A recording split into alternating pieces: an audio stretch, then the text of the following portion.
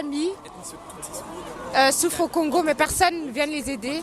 Surtout l'Europe, ils préfèrent parler de la Syrie ou de l'Israël, mais personne ne vient parler du Congo. Et nous venons juste pour nous faire entendre. Bon, on a une manifestation qui est en biso.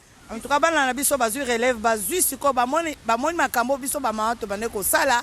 Le collectif Kisanga Beramboka, nous ne sommes pas un parti politique. Nous sommes de simples jeunes ici, tous. Ce sont des jeunes Congolais qui ont décidé de se lever pour venir en aide à tous nos frères et à tous nos sœurs. On veut prouver et on veut montrer que les Congolais sont debout. Les Congolais sont debout et se lèvent. Aujourd'hui, nous sommes en Belgique. Hier, on était à Paris. Et on continuera à tourner pour sensibiliser notre communauté, pour sensibiliser la communauté africaine, pour dire que ce qui se passe au Congo, ça concerne tout le monde.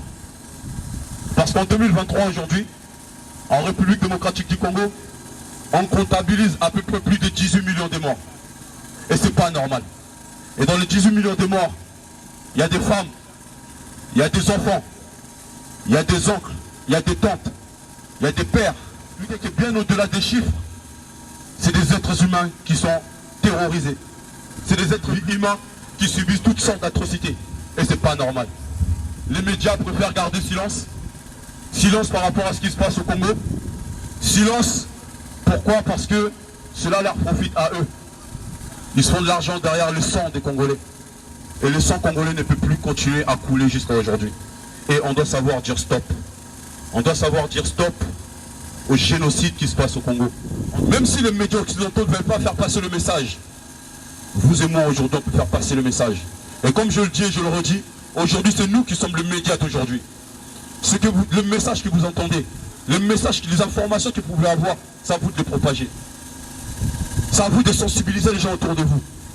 C'est à vous de parler autour de vous de ce qui se passe à l'est du Congo. Parce que c'est pas normal que les enfants meurent. Des enfants même de 5, 6, 7 ans travaillent dans les champs des mines au péril de leur vie. C'est pas normal. Les enfants meurent de toutes sortes de drames. Et on n'en parle pas. Et c'est le silence complet. Il y a une dizaine d'années, quand tu allais même sur Google, tu tapais génocide au Congo, tu trouvais sur toutes sortes d'images. Aujourd'hui, va sur Google, toutes ces images ils ont disparu. Pourquoi? Parce qu'ils veulent anéantir toutes les preuves qui montrent ce qui se passe à l'Est. Pour qu'on ne soit au courant de rien. Pour que lorsqu'on condamne ce qui se passe à l'Est, pour qu'ils disent en réalité il ne se passe rien. Pour dire il n'y a pas de preuves. Mais nous les preuves on les connaît. Les preuves on les a. Je m'appelle Samuel, j'ai 22 ans, je suis un jeune bruxellois. Et je suis tant heureux et très triste.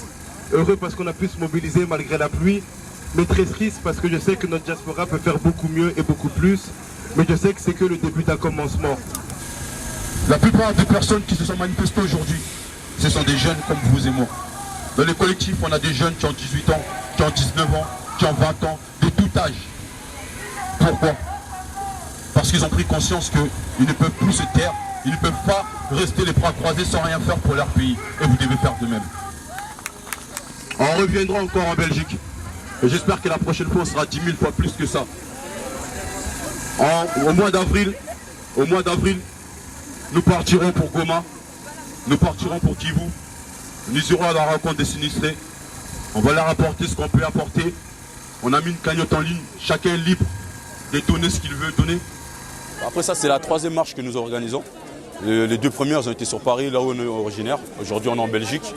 Et on a des invitations un peu dans d'autres pays aussi. On va y aller à la rencontre de la jeunesse congolaise pour pouvoir échanger avec eux et sensibiliser du mieux qu'on peut.